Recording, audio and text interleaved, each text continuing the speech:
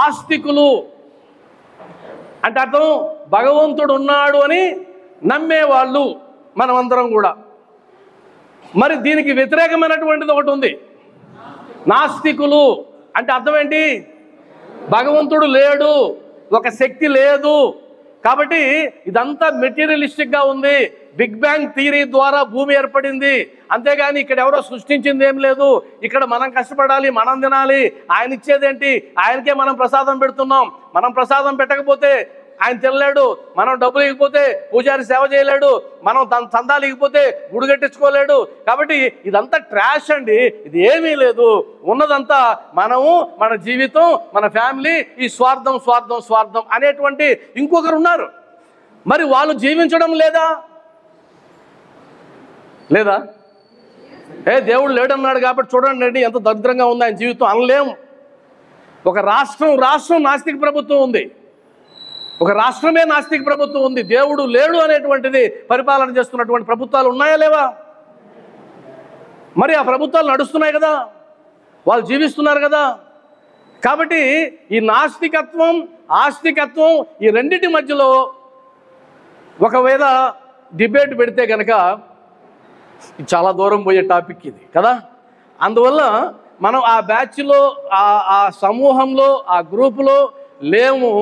మనం నమ్ముతున్నాం ఒకరున్నారు అని, ఒక అధికులు, నాకంటే అధికులు ఉన్నారు, నన్ను చూసే వాళ్ళు ఉన్నారు, నన్ను గమనించే వాళ్ళు ఉన్నారు, నేను చేసేటువంటి తప్పుని లెక్క వేసే వాళ్ళు ఉన్నారు, నేను చేసేటువంటి మంచిని లెక్క వేసే వాళ్ళు ఉన్నారు, ఈ తప్పుకి శిక్ష వేసే వాళ్ళు ఉన్నారు, ఈ మంచికి బహుమానం ఇచ్చే వాళ్ళు ఉన్నారు. కాబట్టి నాకు భిన్నంగా, నాకు అతీతంగా, నాకు అర్థం కాని విధంగా ఏదో ఒక గొప్ప శక్తి ఉంది ఉంది ఉంది ఉంది అని ఎవరు నమ్ముతారో వాళ్ళు భక్తులు, అంతే కదా, వాళ్ళు భక్తులు. ఇప్పుడు మనం భక్తులు కాబట్టి భక్తి అంటే నాకంటే ఏదో అతీతంగా ఉంది భక్తి. భక్తుడు నేనంటే నమ్మాను కాబట్టి, నేను నమ్మాను కాబట్టి అయ్యాను. అయితే భక్తుల్లో రకాలు లేరా? అందరూ ఒకే రకంగా ఉన్నారండి? చాలామంది చాలా రకాల భక్తులు ఉన్నారు, వాళ్ళని మనం డివైడ్ చేయాల్సిన పనిలే. అయితే ఒక విషయం చెప్పమంటే కనుక భక్తుల్లో కూడా తేల్చుకుందాం అనుకునే భక్తులు, ఏముందిలే నడిచిపోద్ది అనుకునే భక్తులు ఉన్నారు. నేను మామూలు మాటల్లో చెప్తున్నా. తేల్చుకుందామంటే అర్థం ఏంటంటే శాస్త్రం నాకు ఏదైతే ఇచ్చిందో ఒక సదుపాయం, ఒక సిలబస్, దాని ప్రకారం ఈ జన్మే చివరి జన్మగా నేను తేల్చుకుంటా, ఇంక లేదు ఇక అంటే ఎలా జీవిస్తే చివరి జన్మ అవుతుంది? అయ్యా ఈ జీవిగా నువ్వు పుట్టిన తర్వాత నీకు 4 లక్షణాలు పెట్టారు, 4 బాధ్యతలు పెట్టారు, లేదా 4 మార్గాలు పెట్టారు, 4 ధర్మాలు పెట్టారు. వాటన్నిటికి పేర్లు చెప్తున్నాయి రకరకాల మాటల్లో. కాబట్టి అవేంటి అంటే కనుక ఆశ్రమ ధర్మాలు. అందరం విన్నామా లేదా? ఆశ్రమ ధర్మాలు 4. ఇవి మనం పెట్టింది కాదు, వేదం చెప్పింది. ఎందుకు చెప్పిందంటే ఒక మనిషి పుట్టిన తర్వాత వాడు జీవించే క్రమంలో ఈ 4 ధర్మాల గుండా ప్రయాణించినట్లయితే నువ్వు అంతిమ లక్ష్యాన్ని చేరుకుంటావు. బ్రహ్మచర్యము, గృహస్థము, వానప్రస్థము, సన్యాసం, ఇవి ఆశ్రమ ధర్మాలు, మన ధర్మాలవి. కాబట్టి పురుషార్థాలు కూడా ఇవే సాధించాల్సిన గోలే. అర్థం, ధర్మం, అర్థం, కామం, మోక్షం, అదొక సిలబస్ ఉంది. గుణాలు 3 అమ్మా, సత్వగుణం, తమోగుణం, రజోగుణం. మరి సిలబస్ తెలియంది ఎవరికి? మొత్తం సిలబస్ అంతా మీరే చెప్పేశారు. అయ్యా 3 గుణాలు ఉన్నాయి, సత్వగుణం ఉంది, రజోగుణం ఉంది, తమోగుణం ఉంది. నీకు ఏ గుణం ఎక్కువగా ఉందో గమనించుకొని అందులో నుంచి నువ్వు మారాలి. ఒకటి సిలబస్ అయిందా? ప్రాక్టికల్స్ భగవంతుడు ఇటు ఇస్తాడు, జీవితం ఉంది కదా ప్రాక్టికల్స్ చేసడానికి. తర్వాత పురుషార్థాలు ఉన్నాయి, ధర్మం, అర్థం, కామం, మోక్షం. ఆ తర్వాత ఆశ్రమ ధర్మాలు ఉన్నాయి, బ్రహ్మచర్యం, గృహస్థం, వానప్రస్థం, సన్యాసం. అయితే భక్తుడు ఏం చేస్తాడంటే భగవంతుడు వేద రూపేణ వాంగ్మయ రూపేణ ఏదైతే చెప్పాడో దానికి తర్కం లేకుండా, స్వంత బుద్ధి లేకుండా యాజ్ ఇట్ ఈజ్గా నా భగవంతుడు చెప్పాడు, నా ధర్మం చెప్పిందని చేసుకుంటూ వెళ్ళిపోతాడు. మీకు అర్థమైందమ్మా ఎటు వరకు? నేను ఒక ప్రశ్న అడుగుతా, ఈ టాపిక్లోంచి వెళ్ళడానికి ముందు ఒక ప్రశ్న అడుగుతా. ఆశ్రమ ధర్మాలు 4 కదా, బ్రహ్మచర్యం, గృహస్థం. ఇక్కడ ఉన్న వాళ్ళందరూ ఎవరు సార్? గట్టిగా చెప్పండి సార్. అందరూ. గృహస్థులు ఎంతమంది ఉన్నారు? చేయొద్దండి. మీ ఎత్తాలి, చెయ్యెత్తాలి. గృహస్థు అనుకుంటే చేయొత్తాలి. ఓకేనా? దించండి. ఇప్పుడు వానప్రస్థాశ్రమంలో ఎంతమంది ఉన్నారు? చేయొద్దండి. వానప్రస్థాశ్రమంలో లేరు. సరే, సన్యాసాశ్రమంలో ఎంతమంది ఉన్నారు? చేయొద్దండి. ఏం సార్ సిలబస్ పూర్తి కాలేదే? సిలబస్ చదవకపోతే ఫెయిల్ అవుతాం. నేను సింపుల్గా చెప్తున్నా, సిలబస్ చదవకపోతే ఫెయిల్ అవుతాం. తమాషా ఏంటంటే, వానప్రస్థం అంటే నేను ఎవరికైతే జన్మనిచ్చానో ఆ జన్మనిచ్చిన వాడు నా స్థానంలోకి వచ్చిన తర్వాత నా బాధ్యతల్ని వాడికి అప్పగించి నేను ఇంకో స్టెప్లోకి వెళ్ళాలి. అంటే నా కొడుక్కి పెళ్ళైన తర్వాత, వాడు తండ్రి అయిన తర్వాత, ఆల్రెడీ కుటుంబంలో నేను తండ్రిని, ఇప్పుడు వాడు ఒక తండ్రి అయినాడు కాబట్టి ఇద్దరు తండ్రులు వద్దు, నాకు ఇంకొక పోస్ట్ వచ్చింది తాత, నేను పక్కకి వెళ్ళాలి. అంటే వానప్రస్థంలోకి వెళ్ళాలి. ఆ కుటుంబ బాధ్యతల్ని ఆయనకు అప్పగించాలి. అది వానప్రస్థం. మరి చాలామంది పెళ్లి కాని బిడ్డలే ఉన్నారే. మీ బిడ్డలకి ఇంతవరకు పెళ్ళిళ్ళు కాలేదా? అంటే తాతలు ఎంతమంది ఉన్నారు? చేయొద్దండి. తాతలు ఎంతమంది ఉన్నారు? తాత అని పిలిపించుకున్న వాళ్ళు ఎంతమంది ఉన్నారు? అవ్వ అని పిలిపించుకున్న వాళ్ళు ఎంతమంది ఉన్నారు? ఓకే. అంటే అర్థం ఏంటి? మనం ఆల్రెడీ 3వ స్టెప్లోకి వెళ్ళాము, కాలడానికి ఇష్టపడ్డాం లేదు. ఇష్టపడాలంటే ఏం చేయాలి? అత్తగారు బొడ్లో తాళాన్ని కోడలికి ఇవ్వాలి. ప్రాణం పోయినా అది మాత్రం, అది తప్ప ఇంకేదన్నా చేయాలి. అర్థమైంది కదా? తండ్రి తన బాధ్యతని కొడుకు అప్పగించాలి. అయితే అప్పగించేదాకా వాళ్ళు ఉండడం లేదు, అది వేరే సంగతి. మీరు అప్పగించక ముందే ఆయన అప్పగింతలు చెప్పి వెళ్ళిపోతున్నాడు, అది వేరే విషయం, పక్కన పెడతాం. కాబట్టి సాయి బంధువులారా, వ్యవస్థలో కొంత కుంటుతనం ఉంది, ఒప్పుకుంటారా? అక్కడ పొరపాటు జరుగుతూ ఉంది. ఆ పొరపాటుని సరిదిద్దుకున్న వాళ్ళు ఎవరైతే ఉన్నారో వాళ్ళు నిజమైన భక్తులు. ఆ పొరపాటును సరిదిద్దుకోవడానికి మనకు వేదవాంగ్మయం ఉంది, ఇతిహాసాలు ఉన్నాయి, పురాణాలు ఉన్నాయి, సనాతన ధర్మం కోడే కూస్తూ ఉంది. ఇలా నిన్ను ఉద్ధరించుకో, నువ్వు ఉద్ధరించుకో, ఉద్ధరేదాత్మనాత్మానం అన్నారు కదా. అంటే ఎవరు ఉద్ధరించుకోవాలి? మిమ్మల్ని మీరే, నన్ను నేనే ఉద్ధరించుకోవాలి. ఎలా ఉద్ధరించుకోవాలి? సిలబస్ ఇచ్చేశారు, దాని ప్రకారం ఉద్ధరించుకో. అందులో కలియుగంలో ఈరోజు చాలా సులభంగా ఆ సిలబస్ని పూర్తి చేయడానికి వచ్చిన అవతారమే సాయినాథుడి అవతారం. ఇక్కడ సాయిబాబా దగ్గరికి రావడానికి నీకు సంస్కృతం అవసరం లేదు, నీకు శ్లోకాలు అవసరం లేదు, నువ్వు యజ్ఞాలు చేయాల్సిన పని లేదు, నువ్వు హోమాలు చేయాల్సిన పని లేదు, నీకు కఠోరమైన సాధనలు లేవు, హఠయోగాలు లేవు, ఏ మంత్ర దీక్షలు లేవు, ఏం లేవు. అంటే అర్థం ఏంటంటే, మనలాంటి సామాన్యుల కోసం, మనలాంటి పామరుల కోసం, మనలాంటి అజ్ఞానుల కోసం, లేదా ఇంకా మనలాంటి అల్పుల కోసం వచ్చినటువంటి అవతారమే శ్రీ షిరిడి సాయినాథుడి అవతారం. కాబట్టి సమాజంలో ఎక్కువ సంఖ్య ఎవరిదండి? జ్ఞానులదా, మనలాంటి వాళ్ళదా? ఎవరిది? మనమే ఎక్కువ కదా, మన శాతం ఎక్కువ. కాబట్టి ఆయన నిలబడిపోయాడు స్టాండర్డ్గా. కాబట్టి ఆయన్ని వేరు చేయడం ఎవరి తరం కాదు. ఏం నేర్చుకుంటే బాబా భక్తులుగా మనం భావించబడతామో కొన్ని లక్షణాలు చెప్తాం. అంటే బాబా భక్తుల యొక్క లక్షణాలు. ఎందుకండి బాబా భక్తుల యొక్క లక్షణాలు, భక్తుని యొక్క లక్షణాలు చెప్తే సరిపోతుంది కదా అని అనొచ్చు, అంతే కదా? భక్తుని యొక్క లక్షణాలు అంటే సరిపోతుంది కదా, మరి బాబా భక్తుని యొక్క లక్షణాలని ప్రత్యేకంగా ఎందుకు చెప్పాలి అంటే కనుక, ఇప్పుడు మనం మాట్లాడబోయే అంశాలు శ్రీ సాయి సచ్చరిత్రకి అనుగుణంగా ఉన్నాయి కాబట్టి బాబా భక్తుల యొక్క లక్షణాలు. అది కూడా నేను చెప్పేటివి కాదు. బాబావారు ఏదైతే చెప్పారో, ఈ లక్షణాలు ఉండాలి అని ఏదైతే చెప్పారో ఆ లక్షణాలు మాత్రమే మాట్లాడుతున్నాం కానీ మనం సొంతంగా లేదు. అందువల్ల మీరు ఏ మందిరానికి వెళ్ళినా నిబంధనలు ఉండవు, కానీ బాబా మందిరానికి వస్తే మాత్రం నిబంధనలు ఉంటాయి. ఏంటండి ఆ నిబంధన అంటే, నువ్వు ఖచ్చితంగా చెయ్యాలి కాదు, ఖచ్చితంగా ఇలా చేస్తే నువ్వు లాభాన్ని పొందుతావు అని. ఉదాహరణ చెప్తాను. మీకు ఒక క్లాసులో పిల్లలకి వెళ్ళిన తర్వాత ఆ క్లాసులో పిల్లలకి సిలబస్ ఉంటుందా ఉండదా? ఆ సిలబస్ని ఏం చేయాలి? టీచర్ చెప్పాలి, పిల్లలు నేర్చుకోవాలి. నేను నేర్చుకోనండి అన్నాడు అనుకో ఒక విద్యార్థి. ఇప్పుడు గురువు ఏం చేస్తాడు?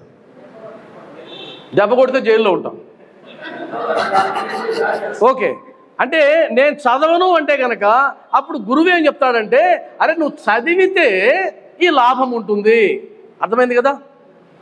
కొట్టి కాదు, చదివితే ఈ లాభం ఉంటుంది. అందుకని మన సత్సంగం ఏ పదంతో మొదలుపెట్టాం?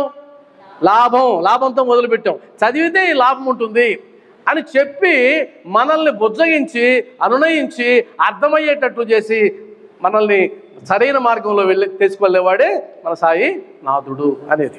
కాబట్టి శ్రద్ధ ఈ పక్క ఉంది, పెద్ద అక్షరాలు. సబూరి ఈ పక్క ఉంది. అంటే సాయి భక్తుని లక్షణాలలో ప్రథమమైన లక్షణాలు ఈ రెండు ఉండాలి. శ్రద్ధ ఉండాలి లేదా సబూరి ఉండాలి, రెండు ఉండాలి. ఉన్నాయా? ఇప్పుడు నేను సాయి భక్తుని అనుకో, ఇప్పుడు నేనేం చేయాలి? అంతరాత్మకేసి ఆత్మ పరిశీలన చేసుకోవాలా వద్దా? కాబట్టి నేనేమనుకోవాలి? బాబా నీ పాదాలు పట్టుకున్నాను, నువ్వేమో ఈ 2 లక్షణాలు ఉండాలన్నావు, ఆ 2 లక్షణాలు నాలో ఉన్నాయా లేదా చెక్ చేసుకుంటే నా రిజల్ట్స్ ఇలా ఉంది అని చెప్పగలగాల వద్దా? కాబట్టి శ్రద్ధని మేము పొందామండి అన్నవాళ్ళు బాబా సమక్షంలో చేయెత్తాలి. నేను కొన్ని ప్రశ్నలు కూడా అడుగుతాను, మళ్ళా దానికి అనుబంధ ప్రశ్నలు. అంటే వచ్చేసిందా సిలబస్? వచ్చేసిందా పూర్తిగా? ఇంకెక్కడో బ్యాలెన్స్ ఉంది. సరే, సబూరి సహనం, ఆ సహనం కూడా ఇష్టంతో కూడిన సహనం, అదే కదా అర్థం. సహనం అనే పదం వాళ్ళ. సబూరి అంటే ఇష్టంతో కూడిన ఓర్పు. ఎవరైనా వచ్చి నన్ను ఒక దెబ్బ వేశాడు అనుకోండి, అందరి ముందు దెబ్బ వేస్తే నేను పైకి నవ్వుతూ లోపల నాకు కూడా వస్తుంది రావు సమయం. చూసే వాళ్ళకి అబ్బో ఎంత సహనంగా ఉన్నాడు, కానీ లోపల దొరుకుతావు, ఏదో ఒకరోజు దొరుకుతావు. ఇది ఇష్టంతో కూడిన సహనం కాదు. కాబట్టి తేడా ఉంది, ఆ పదాలు తేడా ఉంది. కాబట్టి బాబావారు ఏం చెప్పారు? నీకు శ్రద్ధ ఉందా లేదా చెక్ చేసుకో. శ్రద్ధ అంటే 2 రకాల అర్థాల్లో తీసుకుంటాం మనం. సింపుల్గా చెప్తున్నా, సిలబస్ పెద్దది కాబట్టి. శ్రద్ధ అంటే మామూలుగా వాడే పదం, లౌకికంగా వాడే పదం ఏంటంటే కామన్గా నువ్వు శ్రద్ధతో ఈ పని చెయ్యి అంటాం, అవునా? శ్రద్ధతో ఈ పని చెయ్యి, అది శ్రద్ధ. కానీ మీరు డిక్షనరీలోకి వెళ్ళి శ్రద్ధ అని మీరు కన్నా వెతికితే అందుకుండేటువంటి నిర్వచనం ఏంటంటే శ్రద్ధ ఈజ్ ఈక్వల్ టు నమ్మకం, అది ఉంటుంది. ఈ రెండింటికి ఏంటి తేడా అంటే, ఉదాహరణకి నేను ఒక పని చేస్తున్నాను అంటే కనుక ఆ పని మీద నాకు నమ్మకం ఉంటేనే శ్రద్ధగా చేస్తా. ఆ పని వల్ల నాకు ఫలితం ఉంటుందని నేను నమ్మితేనే నాకు శ్రద్ధ వస్తుంది. ఉదాహరణకి ఒక వర్కర్ వెళ్ళాడు ఒక యజమాని దగ్గరికి, పిలిచాడు, రేపు ఉదయం రా నీకు జాబ్ ఇస్తానన్నాడు. ఆయన వచ్చాడు, పాపం కలిశాడు యజమానిని. పని చేయరా అన్నాడు, పని చేయి అన్నాడు. వీడి మనసులో ఏముంటుంది?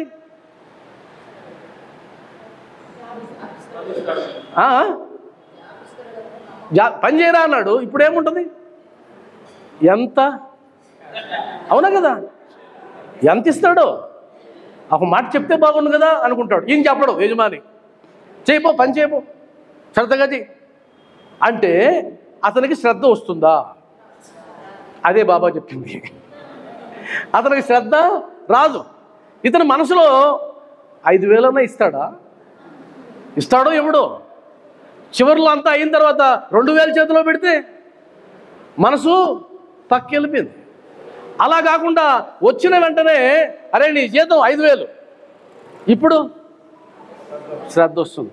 ఇంకా 10,000 రా నీ జీతం, ఊహించిన దానికంటే ఇప్పుడు శ్రద్ధ.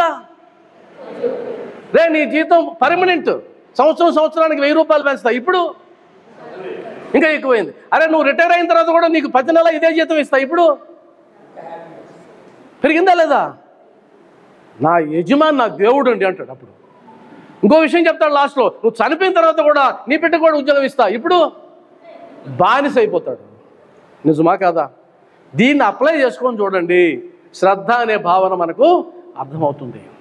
ఎందుకోసం నేను బాబా పాదాలు పట్టుకున్నాను అంటే, ఇదో ఈ కోరిక కోసం, ఆ కోరిక తీరిందనుకో శ్రద్ధ పెరుగుతుంది. అలా బాబా దగ్గరికి వెళ్ళొచ్చిన తర్వాత అలా దారిలో వెళ్తూ ఉంటే ఇంకొకరు ఎవరో చెప్పారు, ఈ మధ్య కొత్త గుడి కట్టారు అక్కడ, అక్కడికి వెళ్తే చాలా లాభం అంట, రాకూడదా ఒకసారి అంటే, సరే పోదాం పదా అని చెప్పి వెళ్తారు.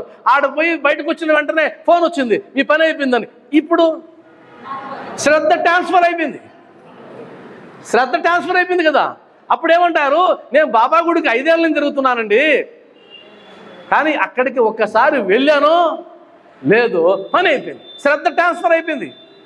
ఉదాహరణకి ఒక జబ్బు వచ్చింది అనుకోండి, ఒక డాక్టర్ దగ్గరికి వెళ్ళాము, ఆయన ఏదో మెడికేషన్ ఇచ్చాడు, కాస్త తీవ్రత తగ్గలేదనుకుని మళ్ళీ ఇంకో డాక్టర్ దగ్గరికి వెళ్ళావు, ఆడ కాస్త తగ్గింది. చివరికి వీళ్ళు ఇచ్చినటువంటి వైద్యం పనిచేసి తగ్గుతూ వస్తున్న దశలో ఆర్ఎంపీ దగ్గరికి వెళ్ళావు, అప్పుడు పూర్తిగా తగ్గింది. ఆర్ఎంపీ దగ్గర పూర్తిగా తగ్గడానికి కారణం ఆర్ఎంపీ మందులు కాదు, అంతకుముందు ఆయన ఇచ్చిన మందులు. ఆ సంగతి మర్చిపోతాం, ఇక్కడే సమస్య పుట్టుకొస్తా ఉంది. ఒప్పుకుంటారా? కాబట్టి ఇక్కడికి వెళ్తే నాకు అది వస్తుంది అంటాం. అది వస్తే శ్రద్ధ పెరుగుతుంది, అది లేకపోతే శ్రద్ధ తరగదు. భక్తుడు అలా ఉండడానికి లేదు.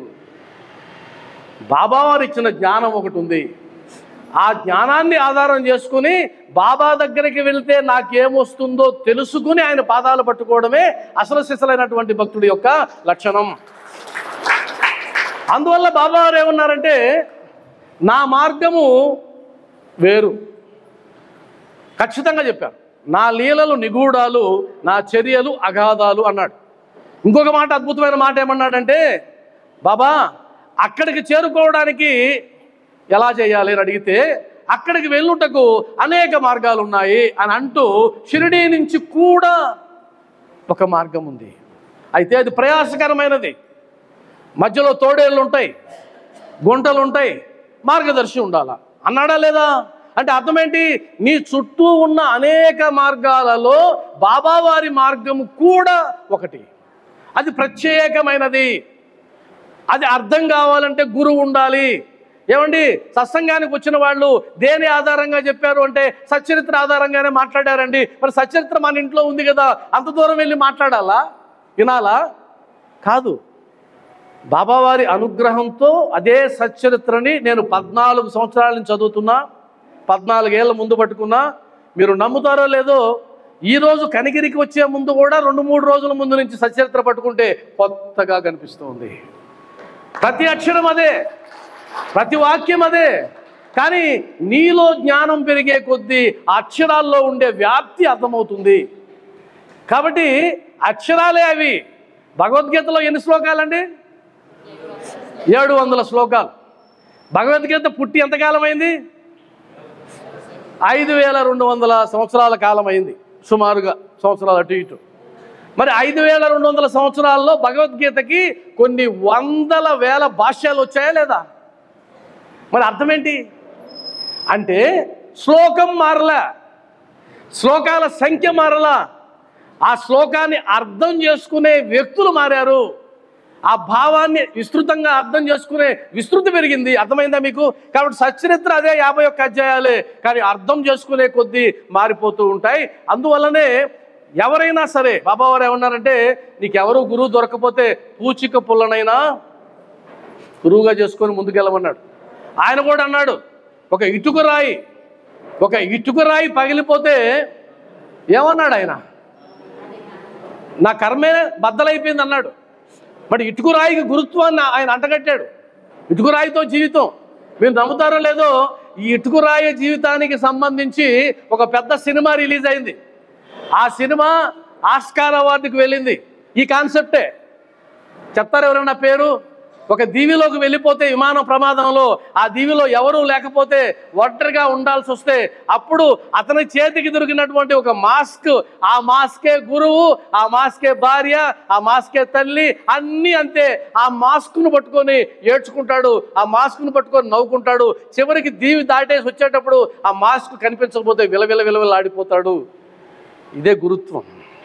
కాబట్టి ఇటుకరాయ, చీపురు పుల్ల, ఇంకోట కాదు. నీకు దేని మీద గురుత్వం కలిగితే అది నిన్ను నడిపించేది. నాకు కలిగింది భగవద్గీత మీద గురుత్వం కలిగింది, వైదిక వాంగ్మయం మీద గురుత్వం కలిగింది, హిందువుగా పుట్టానని గర్వించేటువంటి ఒక గొప్పతనం చెప్పుకునేటటువంటి అవకాశం నాకు దక్కింది. సనాతన ధర్మంలో ఎన్ని వాంగ్మయాలు ఉన్నాయో ఆ వాంగ్మయాలన్నీ చదివేటువంటి ఆ జ్ఞానం కానీ, ఆ సదుపాయం కానీ, ఆ సమయం కానీ లేదు. కాబట్టి నాకు వాటన్నిటినీ రంగరించి ఒక మూస పోస్తే ఆ మూస నా చేతికి ఇచ్చారు. దాని పేరే అయిపోయింది, సరిపోతుంది ఈ జీవితానికి, అంతకుమించి లేదు. కాబట్టి నేనేం పెట్టుకున్నానంటే సచ్చరిత్రను అవపోసన పట్టాలి. దానికి ఆధారంగా ఏ గ్రంథాల్లో బాబావారు చెప్పిన విషయాలు ఉన్నాయో పరిశీలించడానికి అన్ని వాంగ్మయాలు కూడా నేను పరిశీలించాలనేటువంటి నిర్ణయానికి నేను వచ్చాను. కాబట్టి ఒక శ్లోకం మార్చిపడేస్తుంది, ఒక బోధ మార్చిపడేస్తుంది. అలా మార్చాలంటే ముందు నీకు ఆ మూర్తి మీద శ్రద్ధ ఉండాలి. ఒకటైందా? తర్వాత ఇంకొకటి సబూరి అంటే సహనం. దేనికండి సహనం? ఉదాహరణకి చివరి తేదీ జనవరి 30 ఇచ్చారండి. జనవరి 30 చివరి తేదీ అండి, మీరు ఉద్యోగానికి అప్లై చేసుకోవాలా. ఇప్పుడు ఎవరైనా వచ్చి చెప్పారు, ఏమండి 30వ తేదీ లాస్ట్ అంటే సహనం. ఏం కాదు, ఫిబ్రవరిలో కూడా అప్లై చేసుకోవచ్చు అంటారండి. Dead end.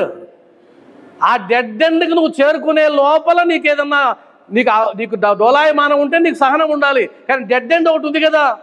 కాబట్టి సహనంగా ఉండడం అంటే అర్థం ఏంటంటే ఆ డెడ్ ఎండ్ ఎప్పుడు వస్తుందో తెలియదు, అది రావడానికి ఎంత సమయం పడుతుందో తెలియదు, అది దేని ఆధారంగా వస్తుందో తెలియదు. అంటే అర్థం ఏంటంటే ఈ జీవితంలో నేను అనుభవించేటువంటి కష్టాలకి ఒక ఖాతా ఉంది, ఒక చిట్టా ఉంది, పాప చిట్టా. నేను అనుభవించేటువంటి పుణ్యాలకి, సౌకర్యాలకి ఒక చిట్టా ఉంది, అది పుణ్యాల చిట్టా. అంటే జీవితంలో నీకు ఒక మంచి జరిగింది, ఒక మేలు జరిగింది అంటే దాని అర్థం నువ్వేదో మంచి చేసావు. ఎక్కడ, ఎప్పుడు? పూర్వజన్మలో అయి ఉండొచ్చు. దీనికి సంబంధించిన సచ్చరిత్రలో మద్రాసు భజన బృందానికి సంబంధించిన యజమానితో బాబావారికి జరిగిన సంవాదం వింటే గనక ఇంకా ఏ శాస్త్రాలు చదవాల్సిన అవసరం లేదు. ఆ మద్రాసు భజన బృందం యొక్క యజమాని కళలో ఏమొస్తుందంటే ఆయన ఒక పంజరంలో బంధించబడి ఉంటాడు, చేతులు కట్టివేయబడి ఉంటాయి, ఆ పంజరంలో ఉంటాడు. పోలీసులు అతన్ని చితకొడుతుంటారు, బాబావారు అలా వెళ్తూ ఉంటారు.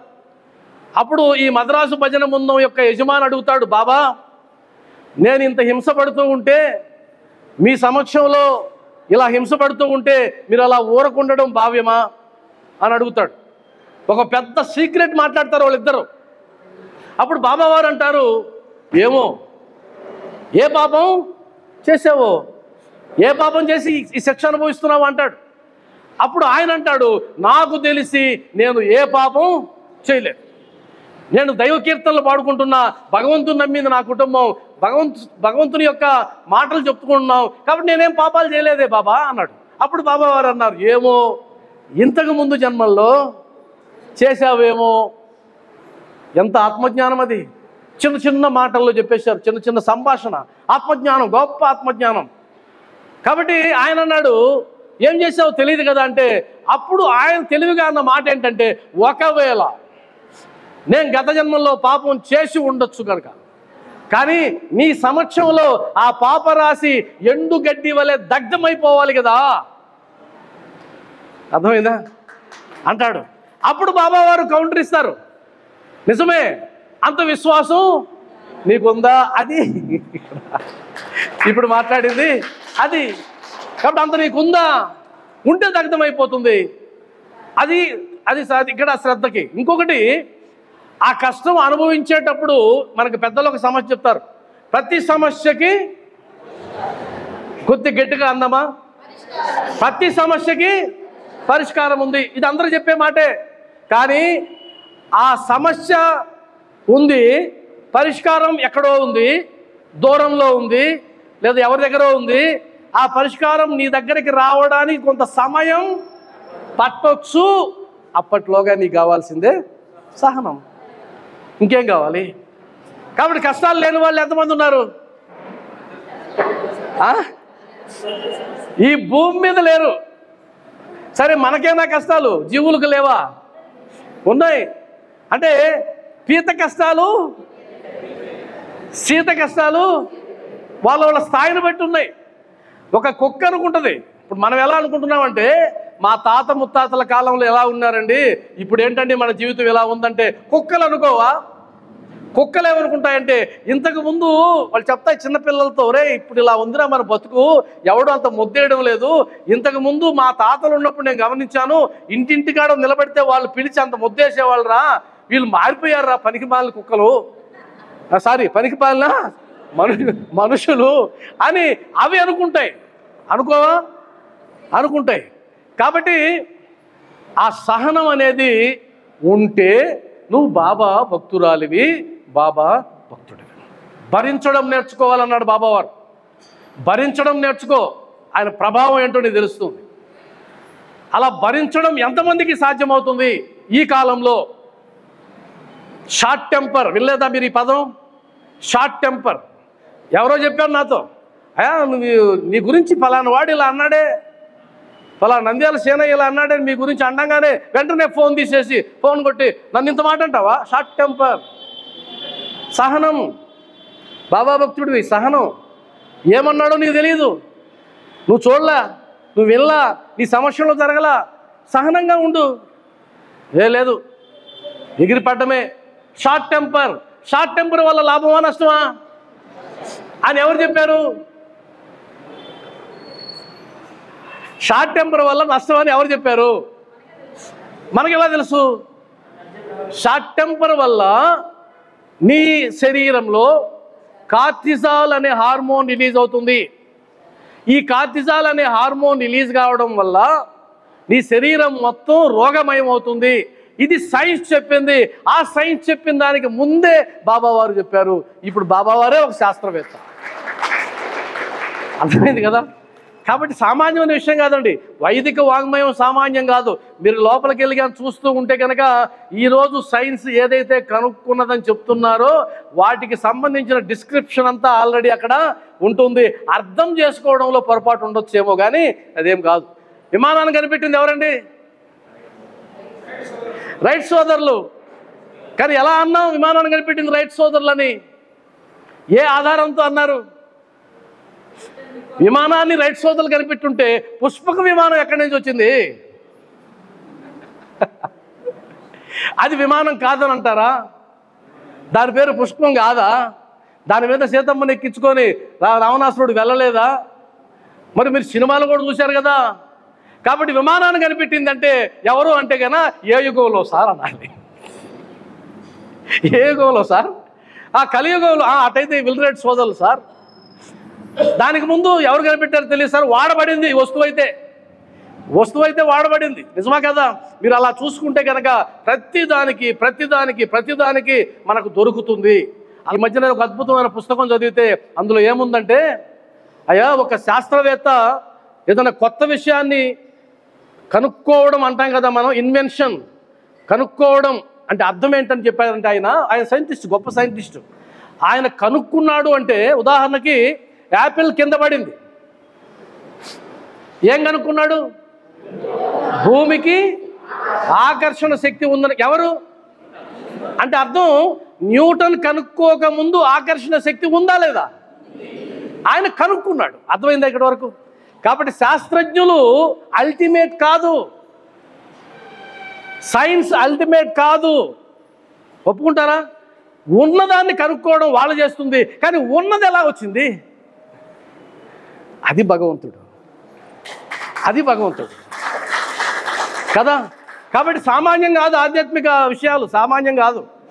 కాబట్టి నీ కర్మానుసారంగా నీకు కష్టాలు వచ్చుంటాయి కాబట్టి ఆ కర్మను అనుభవించడం నేర్చుకో. ఉదాహరణకి మన వైదిక వాంగ్మయాన్నంతా మార్చి పడేసి బుద్ధుల యొక్క ప్రాబల్యాన్ని తగ్గించి సనాతన ధర్మాన్ని నిలబెట్టిన గురువు ఎవరు? బుద్ధుల ప్రాబల్యాన్ని తగ్గించి సనాతన ధర్మం అడుగంటి పోతుందన్నప్పుడు ఒకరు వచ్చారు, ఉద్భవించారు, ఆది శంకరాచార్యులు. అవునా? ఆయన 32 ఏళ్ళకు వచ్చినటువంటి ఆ 32 ఏళ్లలో రాసిన వాంగ్మయం ఇప్పటికీ మనకి ఆధారం కాదా? మరి ఆయన చివరిలో భగంధర వ్యాధితో బాధపడ్డాడు. ఫిస్టులా అంటాం కదా మనం, యానల నుంచి రక్తం వస్తుంది. ఫిస్టులా వ్యాధితో బాధపడినప్పుడు శిష్యులు వచ్చి, అయ్యా కాస్త సంకల్పం చేయండి, మీకున్న శక్తి. ఆయన సామాన్యుడా, పరకాయ ప్రవేశం చేశాడు రాజుగారి దేహంలో నుంచి, నదిని తీసుకొచ్చి అమ్మ పాదాల ముందు పెట్టాడు, సామాన్యుడు కాదు, కాబట్టి నువ్వు సంకల్పం చేస్తే వ్యాధి పోతుందంటే ఆయన అన్నాడు అనుభవించని అన్నాడా లేదా? ఆ తర్వాత రామకృష్ణ పరమహంసులు, ఆయనకి గొంతు క్యాన్సర్ వచ్చింది. అనేక మంది శిష్యులు వచ్చారు, అనేక మంది డాక్టర్లు వచ్చారు, పెద్ద వాళ్ళు ఉన్నారు. అయ్యా నయం చేస్తానంటే ఉండని, దాని పని అది చేసుకుపోని అన్నాడా లేదా? రమణ మహర్షి, ఆయనకి పుండు లేచింది, ఎంతోమంది వైద్యులు వచ్చారు, ఆయన ఒక పరికరంలో పెట్టి వదిలేస్తే ఆ పరికరాన్ని ఆపరేట్ చేసేవాడు పొరపాటు చేసేసి అది హీట్ ఎక్కువైపోతే ఉడికిపోతుంది శరీరం, ఆయన కామనే ఉన్నాడు. భయపడిపోయి పరిగెత్తుకొని బయట లాగారు ఆయన్ని. ఆయనకేమనిపిలా, 12 సంవత్సరాలు పురుగులు పట్టిన శరీర స్పృహ లేని ఆయనకి అదేం తెలుస్తుంది? ఆయన అన్నాడు దాన్ని ఎందుకురా డిస్టర్బ్ చేయడం అన్నాడా లేదా? మరి ఆది శంకరాచార్యులు భరించారు, ఆదర్శంగా నిలిచారు. రామకృష్ణుల వారు భరించారు, కష్టాన్ని ఆదర్శంగా నిలిచారు. రమణ మహర్షి గారు భరించారు, బాబా వారు భరించలేదా? బాలుణ్ణి కాపాడడానికి దున్నులో చెయ్యి పెట్టినప్పుడు, చెయ్యి కాలినప్పుడు బొంబాయి నుంచి డాక్టర్లు వస్తే చూపించాడా? కనీసం చేతిని చూపించాడా? అది భరించడం. కానీ ఒక సారూప్యత ఏంటంటే ఆదిశంకరాచార్యులు ఆయన కర్మని అనుభవించారు, రామకృష్ణ పరమహంస ఆయన కర్మను అనుభవించారు, రమణ మహర్షి ఆయన కర్మను అనుభవించారు, బాబా వారు వేరే వారి కర్మను అనుభవించారు. అది కదా తేడా. తాత్యా కోతే పాటిల్ యొక్క ఆ కర్మని తాను తీసుకున్నాడు. మరి కలియుగ దైవం కాక ఇంకెవరవుతారండి? అవకాశమే లేదు. మీరు ఏ విషయంలోనైనా పట్టుకోండి, ఎక్కడైనా పట్టుకోండి, దేన్నైనా గాలించండి, శోధించండి, బాబావారు ఒక మెట్టు ఎత్తులోనే ఉంటాడు, పైనే ఉంటాడు. అర్థం కాడంటే అసలు పూర్తిగా అర్థం, సస్పెన్స్ థ్రిల్లర్ కాదు నా ఉద్దేశం. అర్థం చేసుకోవడం కష్టం. నీ స్థాయి పెరిగితే ఆయన ఆ స్థాయిలో ఉంటాడు, నువ్వు స్థాయి పెరిగితే ఆయన ఆ స్థాయిలో ఉంటాడు. కాబట్టి ఈరోజు కోట్లాది మంది ఆయన పూజిస్తున్నారంటే అంతమందికి భ్రమ ఉంటుందా? మెస్మరైజ్ చేస్తే అంతమందిని మెస్మరైజ్ చేయగలరా? అందులో మనమేమన్నా సామాన్యులమా? లెక్క తేల్చి పడేస్తాం మనం. 10 రూపాయల ప్రసాదానికి ఎన్ని లెక్కలు వేస్తాం మనం? అంత సామాన్యమా? గుడికి వస్తానేమంటాం, ప్రసాదం పెట్టి ఇవ్వండి అంటే ఎంత వద్ది అంటామా అనమా? తప్పని నా ఉద్దేశం. లెక్క వేస్తాం. మరి ఇన్ని కోట్ల మంది ఏ లెక్కలు వేయకుండా, ఏ అనుభవాలు లేకుండా అలాగే అందరూ ముఖ్యేస్తారా బాబావారిని? ఎలా అండి సాధ్యం? మనకుండే తర్కం ఎవరికీ లేదు, విచక్షణ ఉంది మనకు, సామాన్యులం కాదు. ఇక్కడ కూర్చున్న వాళ్ళందరూ కూడా అలా ముందు కూర్చున్నారు, ఇక్కడ మేమిద్దరం ఇక్కడ కూర్చున్నామంటే విచక్షణలో మీరు తక్కువ అని అర్థం. ఇక్కడ మేము మాట్లాడే ఒక మాటకి 10 మాటలు అర్థం చేసేటువంటి గొప్ప శక్తి కలిగిన వారు మీలో ఉన్నారు. నాకు అవకాశం వచ్చింది కాబట్టి నేను మాట్లాడుతున్నా. ఇదే అవకాశం మీకు ఇస్తే మీరు వచ్చి మాట్లాడతారు. కాబట్టి మనిషి సామాన్యుడు కాదు. ఈ ప్రపంచాన్ని జయించగలిగినటువంటి అద్భుతమైన మేధస్సు మనిషి సొంతం. మానవ మేధస్సు సామాన్యం కాదు. అందువల్లనే మనిషి అంత సులభంగా తనకు నచ్చకుండా భగవత్ స్వరూపాన్ని నమ్మడు. ఒప్పుకుంటారా? ఎన్నో అనుభవాలు. ఇక్కడ ఉండే సాయి భక్తులకి మైక్ ఇస్తే ఒక్కొక్కరు రోజు మాట్లాడతారు. ఇన్ని చేశాడండి బాబావారు నాకు. ఇంకొక మాట చెప్తాను. ఒకసారి భజన జరుగుతూ ఉంది, ఒక ఆయన పాటలు పాడే ఆయన ఉన్నాడు, మధ్యలో ఫోన్ మాట్లాడుతూ ఉన్నాడు. నాకు కాస్త ఫోన్ మాట్లాడితే చిరాకు. అప్పుడు ఆయన మాట్లాడుతూ ఉన్నాడు, నేను విసుక్కుంటూ ఉన్న మనసులోనే, పెద్ద ఆయన కదా ఏమనలేక అంతా అయిన తర్వాత ఆయన దగ్గరికి వెళ్ళి, మీరు చిన్నగా డిస్టర్బ్ చేయలేదండి, మీరు కూడా డిస్టర్బ్ చేస్తే ఎలా అన్నా. ఆయన కాస్త కన్నీరు పెట్టుకొని ఒక మాట అన్నాడు. రాపూర్ ఘాట్లో నా బిడ్డలు, నా కోడలు, నా కొడుకు కారులో వస్తుంటే కారు యాక్సిడెంట్ అయింది సార్. ఆ ఫోన్ వచ్చింది నాకు. నేను ఇక్కడ భజనలో ఉన్నా, బాబా నీ సేవలో నేనున్నా, ఆ సేవ నువ్వు చేయమని ఇక్కడి నుంచి బాబా చెప్పుకున్నా. అది కదా భక్తి అంటే. అప్పుడే ఒక వెహికల్ వచ్చిందట. ఆ వెహికల్ గమనించింది, వాళ్ళందరినీ తీసుకునింది, హాస్పిటల్ తీసుకెళ్లారు, కాపాడారు. ఆ తర్వాత ఈయన ఫోన్ చేశారు, అయ్యా సేఫ్. ఆ సేఫ్ అన్న వాడెవరు? షిరిడి సాయిబాబాకి ఇంకెవరు? కాబట్టి ఆయన పని నువ్వు చేస్తే నీ పని ఆయన చేస్తున్నాడే. అంతకు మించినటువంటి రుజువేం కావాలి? అంతకు మించిన సాక్ష్యమేం కావాలి? అవసరమే లేదు. ఎవరో రకరకాల వార్తలు మాట్లాడుతూ ఉండొచ్చు. ఎందుకంటే క్షీరసాగర మదనం జరిగింది కదా, జరిగిందండి. దేని చిలికారు వాళ్ళు? పాల సముద్రాన్ని. దేనితో? వాసుకితో. అవునా? చిలికారు. చిలికిన తర్వాత ఏమేమి వచ్చాయి? ఆలాహనం వచ్చింది, శివయ్య తీసుకున్నాడు పార్వతీదేవి రికమెండేషన్తో. అంతే కదా, ఆమె చెప్పబోతే నేను తీసుకుని అన్నాడు. ఆమె కానీ సర్టిఫై చేస్తే నేను తీసుకుంటా అన్నాడు. చేసింది మహాతల్లి కదా. ఇప్పుడు తల్లులు అయితే కానీ నీకెందుకు వచ్చిన కర్మ ఏ లోపల అంటారు. సరే ఆమె చేసింది. ఆ తర్వాత ఐరావతం వచ్చింది, లక్ష్మీదేవి వచ్చింది, ధన్వంతరి వచ్చి అందరూ వచ్చారు. అందరూ చాలా చాకచక్యంగా దేవతలందరూ తీసుకున్నారు. కానీ ఆ పక్కన ఉన్నారు ఆ సమూహం. ఎవరు వాళ్ళు? రాక్షసులు. వాళ్ళు కూడా ఇష్టపడి తీసుకున్నది ఒకటి ఉంది. అమృతం తీసుకోవాలా? అమృతం కంటే ముందు ఒకటి వచ్చింది, వారుని వాహిని సురాపానం. వారుని వాహిని వస్తే అది నాకు కావాలన్నాడు. వాడు రాక్షసుడు అయినాడు. అంటే ఇంతకుముందు సారాయి అంగళ్ళ పేరు కూడా అదే పెట్టారు. ఇంతకుముందు ప్రభుత్వ సారాయి దుకాణానికి వారుని వాహిని అని ఉండేది. అంటే అది అక్కడది క్షీరసాగర మదనంలో పేరు. అది తీసుకొచ్చి మనకు గుర్తుండడానికి పెట్టారు, అద్భుతమైన పేరు. కాబట్టి వారుని వాహిని. నేనేమంటానంటే ఆ రాక్షసులు అందరూ ఏమైనారు? ఆ రాక్షసుల్లో ఒకరు మందు కోసం కొట్టుకున్నారు, ఇంకొకరు మోహిని వస్తే మోహిని కోసం కొట్టుకున్నారు. మందు మగువ అక్కడి నుంచి ఉంది, ఎప్పటికీ ఉంది.